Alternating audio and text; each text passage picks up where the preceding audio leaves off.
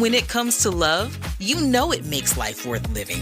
But a truth that's been vocal since day one is love unites. And at Xfinity, we understand love knows no limits. It just clicks. Our largest LGBTQ plus film and TV collection is home to stories that connect. Just say pride into your Xfinity voice remote and tune into all the universal truths that reflect how you love all year long. Families have a lot going on. Let Ollie help manage the mental load with new cognitive help supplements for everyone 4 and up, like delicious Lolly Focus Pops or Lolly Mellow Pops for kids. And for parents, try 3 new Brainy Chews to help you focus, chill out, or get energized. Find these cognitive health buddies for the whole fam at ollie.com. That's OLLY.com. These statements have not been evaluated by the Food and Drug Administration. This product is not intended to diagnose, treat, cure, or prevent any disease.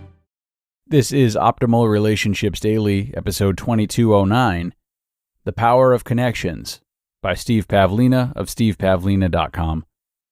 Hello, everybody, and thanks so much for being here once again. This is ORD, I'm Greg Audino, and just like every day, I'm here to share an article with you that can help you build stronger relationships for yourself and with yourself. So with that, let's hear what Steve Pavlina has to say about how connections and growth principles can benefit you as we optimize your life. The Power of Connections, by Steve Pavlina of stevepavlina.com. One of the conscious growth principles I've been teaching for years is the principle of love. This principle states that you'll grow significantly faster and enjoy the process of growth much more when your life is rich in supportive, encouraging connections. People violate this principle constantly, and to their detriment when they do so. Partly, that happens because they don't understand this principle deeply enough. Consider 2 scenarios. Scenario A. You wake up on a typical weekday morning, alone. As you open your eyes, you see several piles of clutter, including bills, reminding you that you need to sort through them. Your roommate hears you get up, pops through the doorway of your room, puffs some smoke from a cigarette in your direction, then glares at you and says, "Hey, lazy, you better hurry up or you'll be late. By the way, Greg is coming over tonight. I know you don't like him, so just deal with it." You go to the bathroom and brush your teeth, noticing how dirty the place is. Scenario B. You wake up on a typical weekday morning. Your lover is lying in bed next to you, and he or she cuddles up against you, embraces you tightly, and says, "It feels so good to cuddle you. I love you. And you really turn me on. Sexiness, snarl." He or she massages you a bit, which generates some feel-good endorphins. As you get out of bed, you notice a shelf full of books and pictures that inspire you. You go to the bathroom and see your list of goals taped to your mirror, so you review them as you brush your teeth. What's the difference between these 2 scenarios?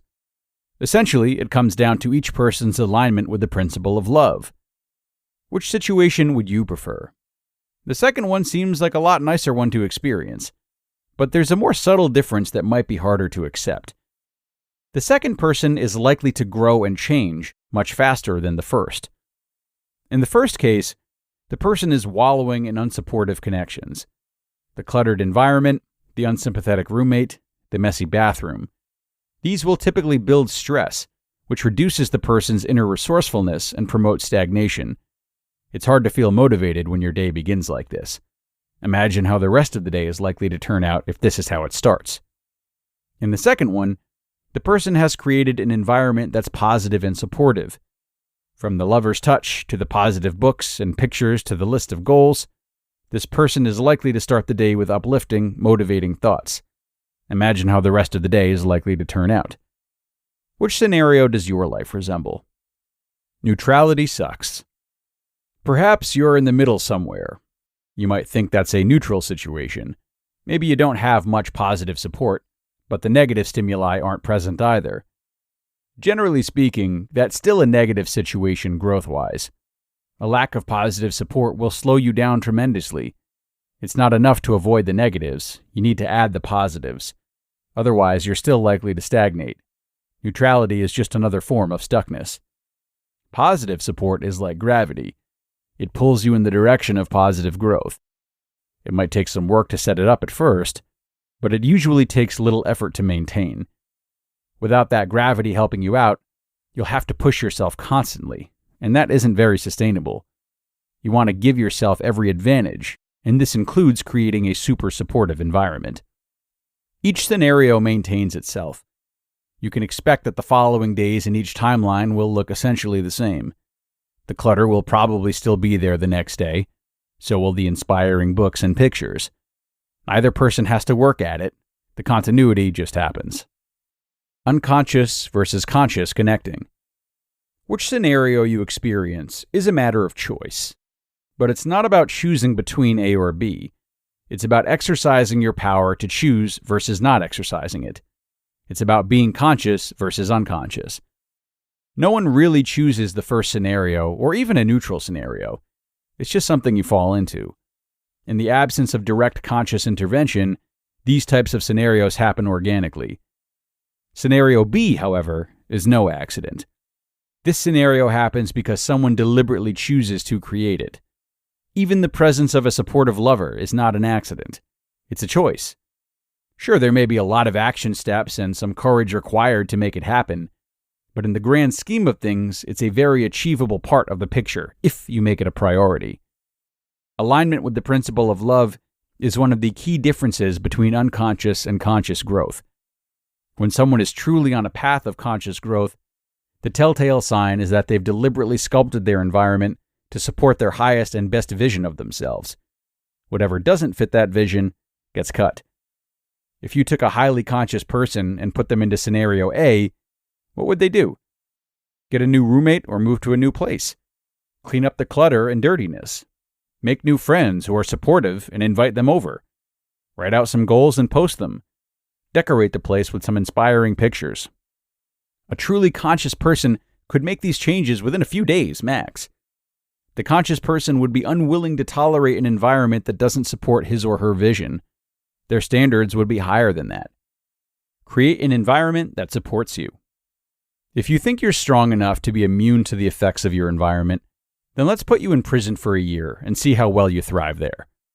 If you look at the most conscious people on Earth, you'll see just how refined their environments are, both physically and socially.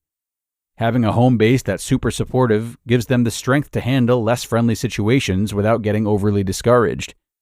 Such people surround themselves with a positive, loving support. Start with the easy stuff. Change some elements of the physical space you live in. This can be really simple, so don't overcomplicate it. Google a picture of a place you'd like to travel to, print it out, and literally tape it to your wall. How long will that take? A few minutes, perhaps? You can fancy it up later. Take the piles of clutter and stick them in a closet or a drawer somewhere, so they don't serve as a constant stressor each time you see them. Pull out a small bit of the pile each day and sort through it little by little. Or set aside a chunk of time to go through the whole thing as fast as possible.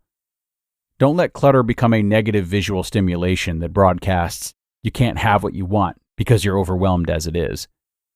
Make a list of qualities you'd like to have in friends, lovers, coworkers, etc. Post it where you can see it. Spend 10 minutes a day imagining that you're already there. You can do this while lying in bed as you drift off to sleep. Don't hang out with people who disempower you. Not only will they discourage you, but they'll turn away the very people who'd otherwise support and encourage you. Supportive people are repelled by negative-minded people. Don't leave your social and environmental support to chance. It's too important. These daily influences matter. Put yourself in the advantaged position of scenario B. You'll grow much faster in that situation, and you'll enjoy your life more as well. Make it so. You just listened to the post titled, The Power of Connections by Steve Pavlina of stevepavlina.com, and stick around for my commentary coming right after this. When it comes to love, you know it makes life worth living. But a truth that's been vocal since day one is love unites. And at Xfinity, we understand love knows no limits. It just clicks. Our largest LGBTQ plus film and TV collection is home to stories that connect. Just say pride into your Xfinity voice remote and tune into all the universal truths that reflect how you love all year long. This episode is brought to you by Shopify. Whether you're selling a little or a lot, Shopify helps you do your thing, however you cha-ching. From the launch your online shop stage, all the way to the we just hit 1 million orders stage. No matter what stage you're in, Shopify's there to help you grow. Sign up for a $1 per month trial period at shopify.com/special offer, all lowercase. That's shopify.com/special offer. Look, Bumble knows you're exhausted by dating. All the must not take yourself too seriously and 6'1" since that matters. And what do I even say other than hey? Well, that's why they're introducing an all-new Bumble with exciting features to make compatibility easier, starting the chat better, and dating safer.